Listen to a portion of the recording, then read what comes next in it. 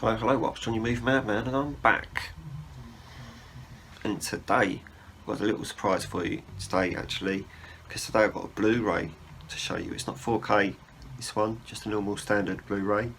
Today we're going to talk about Citizen Toxie, or the Toxic Avenger, Part 4.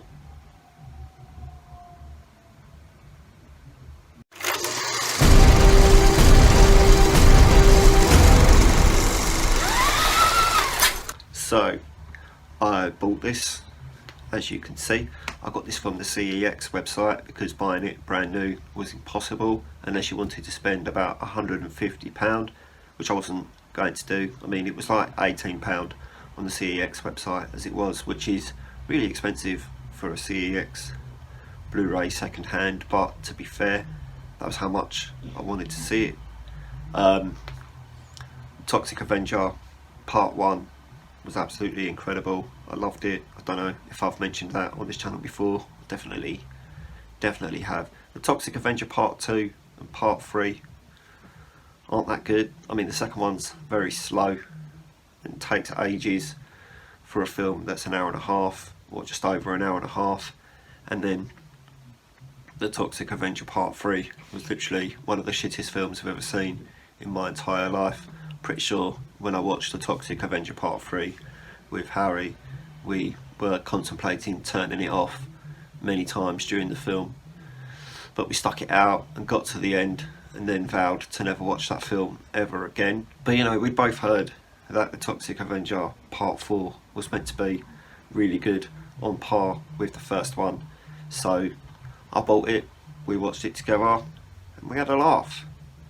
Not in that way, because I'll explain that. So be warned watching this. I tell you that it was funny and it was fun to watch.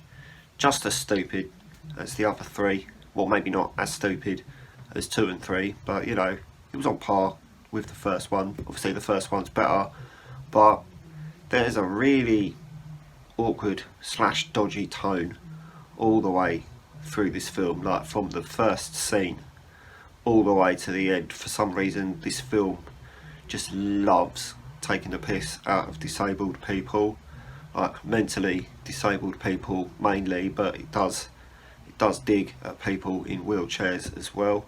So if you're easily offended, this is definitely not for you. I tell you that. The first one, the second one and the third one, they don't really dig into that kind of humour, but this one was literally all the way through just kept on taking the piss out of mentally disabled people and people in wheelchairs and just disabilities in general. There is so much of that in this film. That being said, we still enjoyed it, not for those reasons, but it was fun to watch.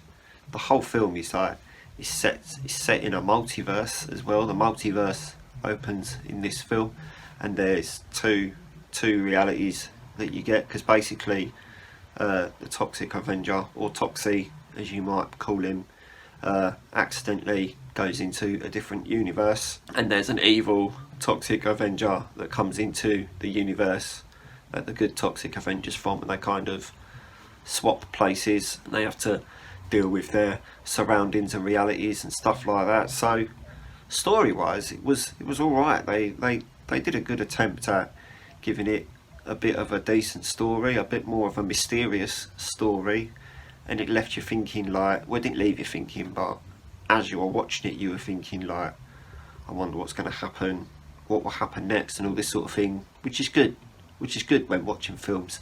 Unlike when you watch Part 3 and you're just like, when's this going to end, about 5 minutes into the film, and then it just keeps going and getting worse and worse.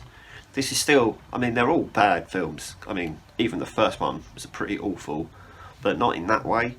It's fun kind of awful, you know, not quite like The Room, but more like B-movie horror film kind of thing, just like a bit more of the action side of it. Stan Lee is the narrator in this film as well, so there was that original side to it. There's a few strange cameos in there. Eli Roth's in there for about 5 seconds.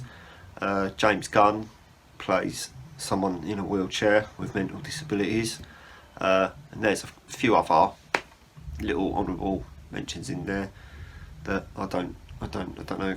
I haven't heard of them, but it's all written on the back here. There's 10 hours of bonus features as well. Did I show you the back cover? There's the back cover, by the way.